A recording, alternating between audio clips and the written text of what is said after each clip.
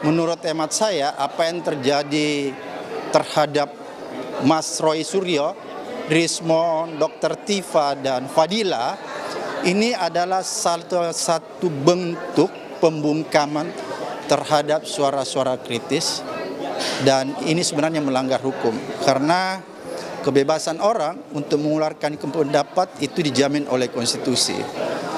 Jadi kalau orang paham tentang konstitusi, pemerintah paham tentang konstitusi, maka suara kritik tidak boleh dilawan dengan mengkriminalisasi seseorang lewat laporan ke kepolisian.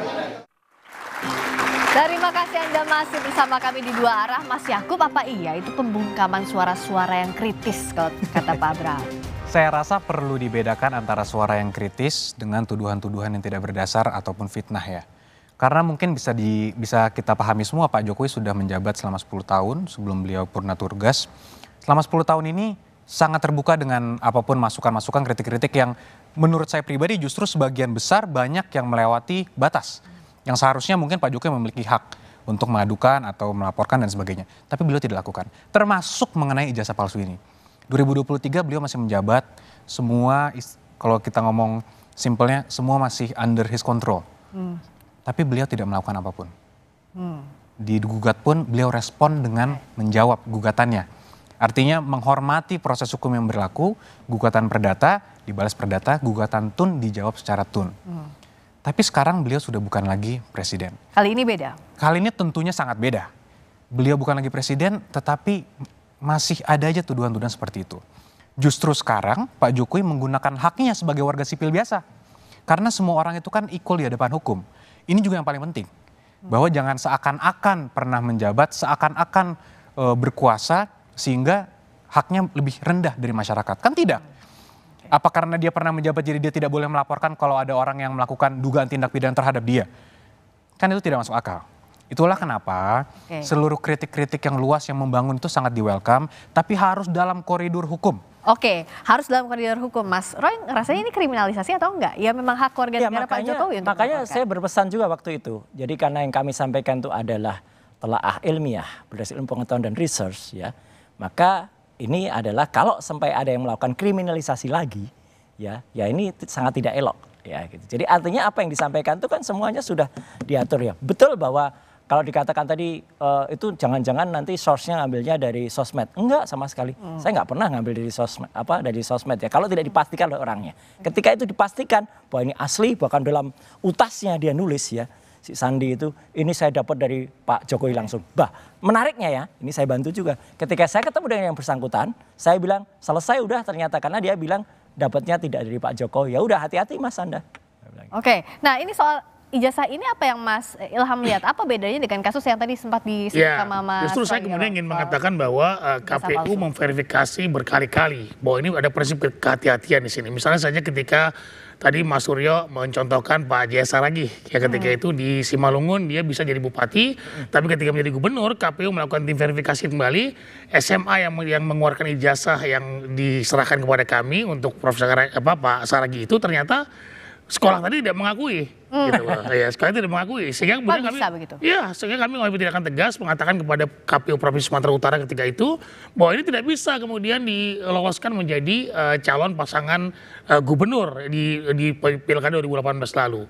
Nah, saya ingin membuktikan bahwa kemudian KPU melakukan verifikasi dengan hati-hati, dengan benar dan melibatkan banyak pihak terkait dengan ahli-ahli pendidikan dan bahkan juga pihak sekolah itu sendiri. Nah ini kan bahwa sebetulnya kalau kemudian KPU dianggap mungkin misalnya ada kesalahan di KPU membuktikan bahwa di Provinsi Sumut KPU sudah membuktikan bahwa kami melakukan verifikasi yang begitu dalam sehingga ketika dinyatakan oleh sekolah tersebut bahwa yang bersangkutan tidak pernah sekolah di situ dan tidak pernah mengeluarkan ijazah, maka kami menyatakan dia tidak masuk atau kemudian TMS. Tidak memenuhi syarat. Jadi kuncinya di institusi pendidikannya. Kalau kasusnya Pak Jokowi berarti UGM yang jadi kunci. Sekali KPU ingin mengatakan bahwa KPU tidak melakukan verifikasi forensik. Tapi KPU hanya melakukan verifikasi kepada institusi pendidikan di mana yang bersangkutan bersekolah. Ya, bagus itu. Enggak, ini saya puji ya KPU ketika melakukan di Sumatera Utara. Mohon itu juga dilakukan juga pada yang kita perbincangan ini. Apakah dalam kasus ijazahnya Pak Jokowi ya, kalau ini misalnya bukan ijazah 1, apakah KPU juga memverifikasi adanya ijazah SMA 6 yang kemudian di situ masih tertulis SMPP, betul SMPP, kan namanya Sekolah Menengah Pembangunan Persiapan. Tapi ada dalam kurung SMA 6 gitu. Padahal SMA 6-nya itu belum ada di tahun itu. Apakah itu diverifikasi atau tidak? Tentu diverifikasi ya. Kalau kemudian jadi gini, ada persyaratan-persyaratan yang kemudian kita harus verifikasi berdasarkan peraturan undang-undangan. Kalaupun kemudian peraturan undang-undangan mengatakan bahwa dari SD, SMP, SMA dan ijazah terakhir, tentu kami juga harus bisa melakukan verifikasi terhadap tatanan tersebut, gitu kan. Nah, sama seperti ketika Pilkada 2018 lalu, SMA-nya ternyata bermasalah. Kami catatkan bahwa SMA tersebut menyatakan bahwa yang bersangkutan tidak pernah sekolah sini dan ijazah ini tidak pernah dikeluarkan oleh sekolah tersebut. Maka kami menyatakan tidak memenuhi syarat. Oke, artinya kalau track recordnya Pak Jokowi clear dari dari Bupati Wali Kota Solo, kami melakukan verifikasi ulang, tidak lantas kemudian menggunakan data yang pernah dilakukan oleh KPU sebelumnya. Nah, seperti itu. Jadi diverifikasi ulang ya. Tapi sekali lagi KPU, saya garis bawahi, KPU melakukan verifikasi kepada institusi yang bersangkutan, tidak melakukan verifikasi. Ada jawaban nggak, Mbak? Boleh tanya Pak Ilham. Ada jawaban nggak terhadap kemarin Dr. Taufik yang kemudian melakukan gugatan itu mengecek kepada KPU, ternyata data-data Pak Jokowi itu nggak ada semua, gitu, kosong. Gitu. Wah, kalau dalam masa sekarang saya tidak tahu. Nah, tapi ketika saya terus terang bertanggung jawab di pemilu 2019, data itu kami pampang. Dan itu masanya Mas Ilham waktu itu ya? Dan itu di masa kami. Nggak tahu di masa sekarang, saya tidak tahu. Gitu. Ya. Oke, kalau Prof. Komar, apakah ini masih harus jadi soal administrasi ini jadi pintu masuk lebih dalamnya lagi polemik soal ijazah Pak Gini, Jokowi? yang ingin saya sampaikan bahwa Pak Jokowi si presiden itu udah milik bersama, milik bangsa. Jadi kalau toh rakyat ada yang mempertanyakan, persoalkan, itu bagus-bagus saja. Dan Pak Jokowi tidak perlu tersinggung karena dia milik rakyat. Namun saya juga membela hak dia. Kalau sudah berlebihan merasa tersinggung, dia punya hak untuk membela diri. Gitu. Sebagaimana kalau saudara Roy juga punya masalah, dia juga punya hak untuk mempertanyakan. Setuju, Prof. Jadi masing-masing punya hak. Disinilah nanti lembaga polisi atau pengadilan yang kemudian mengolah proses. Tapi hak masing-masing itu harus dijaga. Jadi saya membela Pak Jokowi sekaligus juga saya membela hak Anda.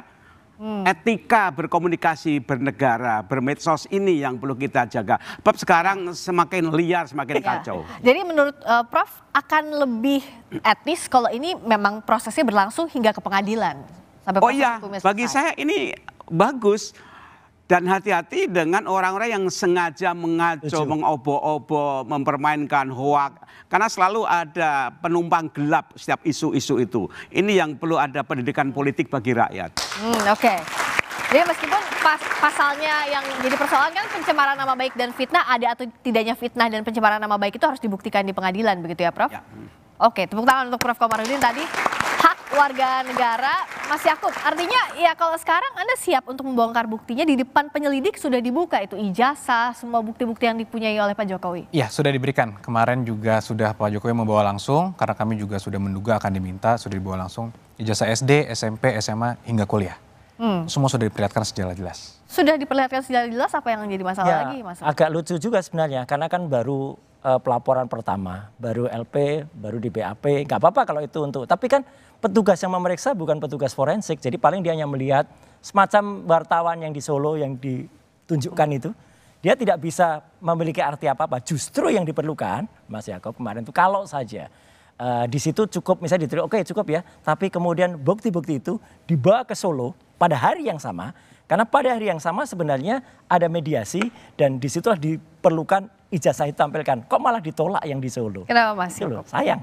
Untuk yang di Solo kebetulan karena itu ditangani oleh rekan kami yang lain, secara kode etik kami tidak bisa mengomentari, Mas. Tapi mengenai barang bukti, apakah ijazah nanti kenapa diperlihatkan hanya pada penyidik, tentunya kami menghormati proses dan kalaupun nanti dimintakan lagi di penyidikan atau di persidangan, tentunya kami siap untuk memberikan. Ya, pasti itu diperlukan. Oke. Nah, tapi kenapa sih tidak ditunjukkan langsung aja bahwa ini ijazahnya asli loh? Kenapa harus lewat jalur pengadilan, lewat jalur penyelidikan dan nanti juga sampai ke pengadilan? Tentunya pertama tidak ada kewajiban hukum Pak Jokowi ya untuk memperlihatkan itu. Dan ini akan menjadi presiden yang sangat buruk Mbak jika ini dilakukan oleh Pak Jokowi. Kenapa? Bayangkan jika ada seorang pejabat atau seorang masyarakat biasa lah yang dituduh. Ijazah Anda palsu, Anda harus perlihatkan. Oke. Anggaplah seorang yang dituduh ini memperlihatkan satu orang A. Ada B lagi minta, apa harus diperlihatkan lagi? Ada C lagi, kalau ada 1.000 orang yang meminta, apa semua harus diperlihatkan? Ini kan presiden yang tidak baik. Apalagi kalau nanti ini digunakan sebagai modus untuk menjatuhkan orang-orang yang sedang menjabat dan sebagainya. Jadi kita tidak mau ini menjadi suatu presiden yang buruk bagi penegakan hukum di Indonesia dan praktik politik juga di Indonesia. Ini yang kita jaga, Mbak. Oke. Apa ini mengada-ngada permintaan untuk melihat jasa ini? Gak apa-apa, buruk. kita hormati Pak Yakub, tapi terlalu jauh tadi ya. Kalau seorang pejabat publik, dia harus mau menunjukkan. Dan itu ada diatur dalam Undang-Undang Keterbukaan Informasi Publik nomor 14 tahun 2008. Dan bukan termasuk pasal yang dikecualikan di pasal 17. Kalau pasal 17 itu yang kecuali nilai. Oke, kalau nilai transkrip nggak usah, Mas. Kalau KHS, kartu hasil studi nggak usah. Itu hak pribadi. Rekam medik kesehatan itu jangan, karena itu ada pribadi. Kemarin juga ada kasus selebriti ditulis pernah mengidap apa gitu. Waduh, itu malah nggak boleh. Tapi kalau itu misalnya kartu rencana studi, kalau misalnya itu bukti-bukti KKN, ya harus dibuka sebenarnya. Skripsi, ijazah juga. Jadi memang saya setuju tadi yang disampaikan pada acara Rosi kemarin ya. Prof. Hamid Hamaludin. Sayang banget nih yang memulai gaduhnya ya memang Pak Jokowi karena sejak awal nggak mau menunjukkan itu. Yang memulai gaduhnya malah disebutnya Pak Jokowi. Nah itu kan mindset yang saya bilang kan, mindsetnya seakan-akan yang dituduh jadi yang salah. Nah ini yang harus sangat kita putar, Mbak. Ini sangat buruk jika ini dibiarkan terjadi. Oleh karena itu kita tunggu proses persidangan agar mindsetnya berubah semua, kebenaran terungkap, segalanya terang benderang. Oke, jadi pertanyaannya begini loh. Ini akan kemana ujungnya kasus ini, akan dibawa kemana ujungnya dan motifnya apakah betul untuk hukum mencari hak ataukah politis? Kita akan bahas usai jeda.